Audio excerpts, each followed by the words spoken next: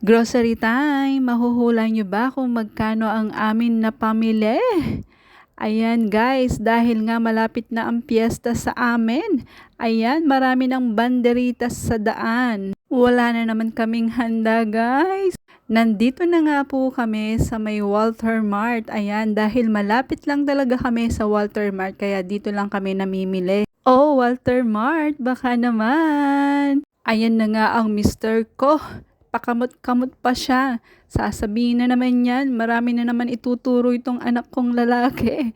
Kapag sumama nga itong anak kong to, napapamahal kami sa paggrocery. Hindi baling ako yung magutom, basta busog lang ang aking pamilya, lalong-lalo na ang aking mga anak. Hindi na nga sinama si Lola Landa para mas mabilis na lang kami. Alala ko nga pala nung ako ay bata pa. Bigla ko ngang naalala nung ako ay bata pa dahil nga kami ay nagtitinda sa may kanto ng simbahan ng San Agustin.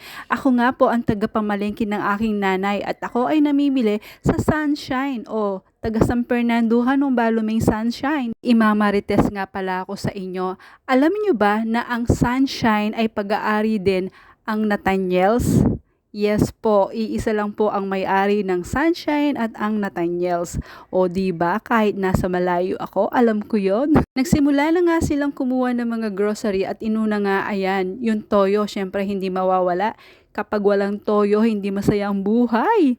At eto nga si Mister, hindi ko alam kung anong kukunin niya. Coffee mate syempre dahil nga hindi mawawala din ng kape dahil kung walang kape hindi buo ang araw nila. Ito nga rin po ang pinakagusto kong gawin ng paggrocery pero kapag nasa counter na ako ay kinakabahan na. Baka kasi kulang ang aking pera.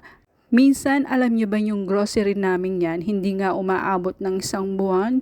Yes po. Sa sobrang kas kumain ng aking anak, hindi nga umaabot yung grocery namin ng 1 buwan. Sa mga baguhang nanay dyan, habang bata pa yung mga anak nyo, mag-ipon-ipon na kayo dahil kapag lumalaki na nga sila, mas lumalaki nga yung mga gastusin. Kung noon, hotdog at itlog lang sapat na, ngayon hindi na po pwede yun. At lagi nga gutom itong anak kong lalaki kaya hindi pwedeng hindi sila mag-grocery. Siya yung laging kumukulit sa akin at magtatanong, "Ma, kailan kami mag-grocery? Kasi wala na kaming pagkain." Dati ayaw niya nagpapa-video at nagpapa-picture. Nagtataka nga ako, bakit siya naka-front lagi sa camera ngayon? Siguro nakamood nga siya. At ayan na nga po, nagsimula na siyang kumuha ng kung ano-ano nga. Dalas nga kapag may kinukuha siyang mahal, ang ate niya binabawal niya.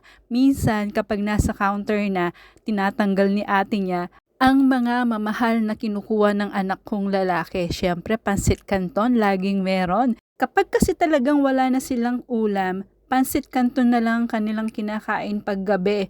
Yes po, alam ko hindi magandang masyadong kumakain ng pansit canton. Pero minsan wala na tayong choice, talagang tamad na silang magluto ulit.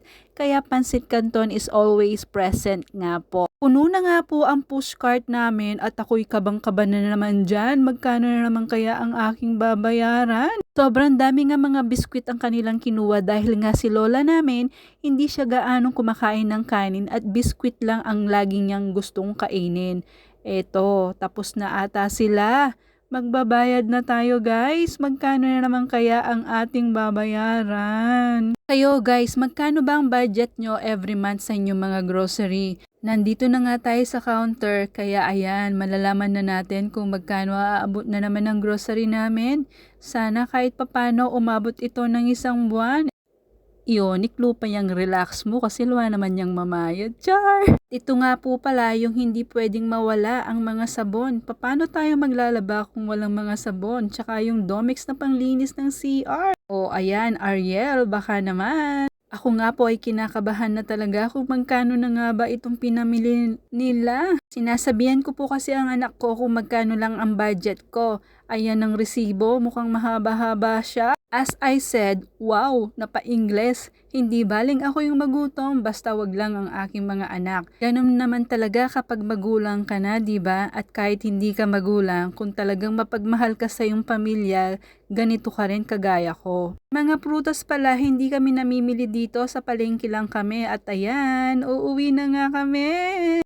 Ay guys, sila lang pala, hindi pala nila ako kasama. At maraming salamat po sa inyong panonood. Sana nag-enjoy kayo. God bless! Bye!